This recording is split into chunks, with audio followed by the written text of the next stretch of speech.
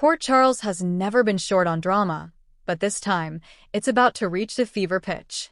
The Quartermain mansion is about to shake from the inside out as Brook Lynn drops a life-changing bombshell. She's pregnant.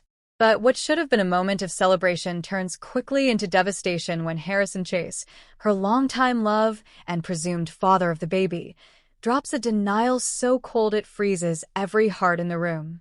This isn't just a simple paternity dispute. Secrets from the past, betrayals long buried, and dangerous alliances rise to the surface. Family loyalty, love, and revenge collide as Brook Lynn and Chase are thrown into one of the most emotional and explosive storylines General Hospital has ever told. Let's dive deep into the tangled web. Brook Lynn had always loved the quiet moments before sunrise. But this morning, the world felt heavier. The nausea that had been plaguing her for weeks wasn't food poisoning or stress. It was something far more life-altering. She stood alone in the Quartermain kitchen, her hand resting protectively on her still flat stomach.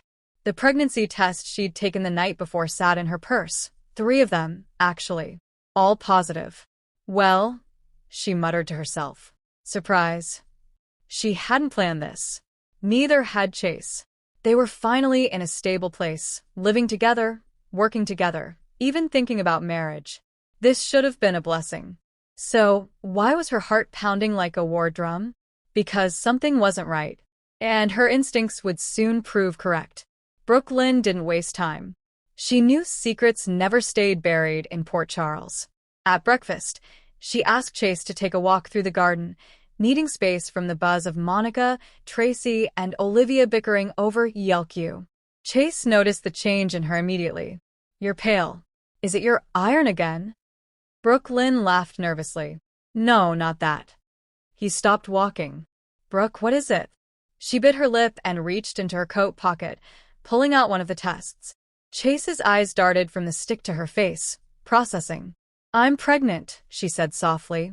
At first, he blinked like he'd misheard her. Then his mouth curled into something unreadable. And then came the words that would shatter her world. Is it mine? Brook Lynn's heart cracked. Excuse me? I need to ask, Chase said, stepping back.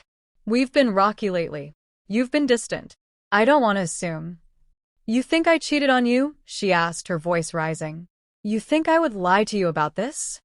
Chase shook his head, but not in denial. More like he didn't know what to believe. I don't know anymore, he said. Within hours, the fallout reached the Quartermain mansion. Olivia, Tracy, and even Ned were pulled into the drama when Brook Lynn ran inside in tears. Tracy, ever the realist, asked flatly, Is Chase denying it? He asked if it was his. Brook Lynn snapped. I can't even look at him. Olivia was more compassionate, holding her daughter close, but she too exchanged a concerned look with Ned. The last few months had seen tension between Brook Lynn and Chase. She'd been working late at Deception. He'd been preoccupied with the PCPD and trying to help Finn navigate Violet's rebellion. But cheating? Tracy pulled no punches. You sure it's his, sweetheart? Brook Lynn exploded. Yes, damn it. I haven't slept with anyone else.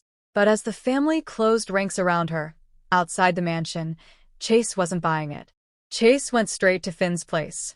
With a beer in hand and a shattered look on his face, he unburdened everything.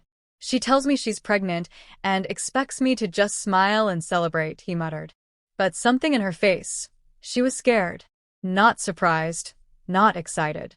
Scared. Finn raised an eyebrow. That doesn't mean she cheated. Chase looked down. I found messages on her phone a few weeks ago. Messages. She deleted most of them, but one popped up from some guy named Theo. Just said, last night was wild. Think about what I said. She said it was spam, but she turned her phone off after that. Finn frowned. Did you ever ask again? She told me to drop it.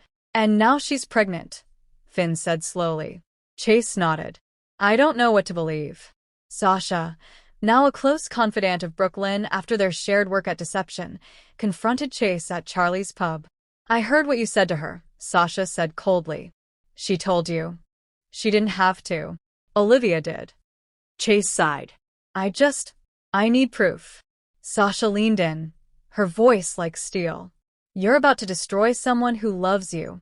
If this baby is yours, you're going to regret this for the rest of your life." Chase didn't reply, and he didn't back down either. The name Theo rang in Brook Lynn's head like a curse.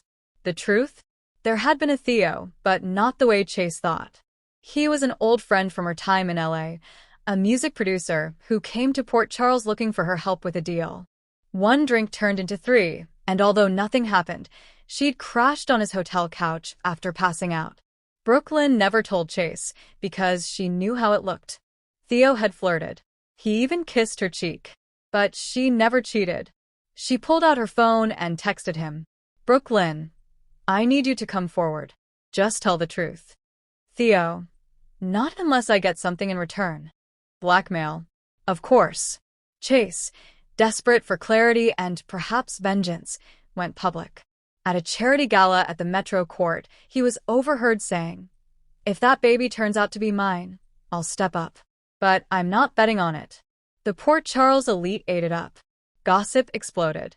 Diane Miller even warned Brook Lynn to lawyer up if she planned on defending her integrity. Michael and Willow took her side. Dante tried reasoning with Chase, but Chase refused to budge until there was a paternity test. Brook Lynn finally exploded. "You want a test? Fine. But when it proves you're the father, don't expect to be part of our lives." 2 weeks passed in limbo. Brook Lynn submitted to the test despite her pride. And as expected, it came back. 99.9% probability that Harrison Chase is the father. Chase was stunned. Brook Lynn didn't gloat. She didn't cry. She simply handed him the envelope and walked away. "You trusted gossip over me," she whispered. "We're done." While Brook Lynn tried to pick up the pieces, Tracy was already plotting. She wanted to punish Chase, not just for his betrayal, but for shaming the Quartermain name in public. She arranged a meeting with Theo.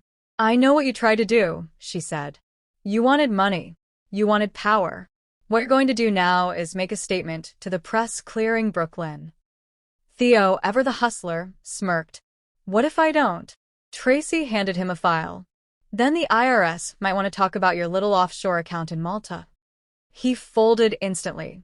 A week later, the Port Charles Press published an exclusive. "Theo Hill, I never slept with Brook Lynn. I lied out of jealousy." The story cleared Brook Lynn's name overnight. Olivia sobbed when she read it. Ned made a rare public statement defending his daughter. And Chase? He showed up at the mansion. Brook Lynn didn't slam the door in his face. She let him in silent. "I was wrong," Chase said. "I didn't trust you. I didn't believe you. I listened to lies instead of my heart." "I gave you everything," she replied. "I loved you completely. And when I needed you most, you walked away." "I know," he whispered. "And if you never forgive me, I'll understand. But I will never stop trying to earn your trust again. Not for me, for the baby." She looked at him, her heart torn in two. After weeks of soul-searching, Brook Lynn made a choice. She would raise the baby alone. Chase could be involved as a father, but their relationship? That bridge had burned. "It's not about punishment," she said. "It's about respect. And you lost mine." Chase nodded, heartbroken but understanding. Months passed. Brook Lynn's bump grew, and the town slowly moved on from the scandal. But every time Chase saw her from a distance, rubbing her stomach, laughing with Olivia, building a nursery in the mansion, he was reminded of what he'd lost. Still, he showed up for every appointment. He helped paint the nursery. He went to Lama's class. And when the day came and Brook Lynn went into labor, he held her hand through the pain. Their love story may have been broken, but a new story was beginning.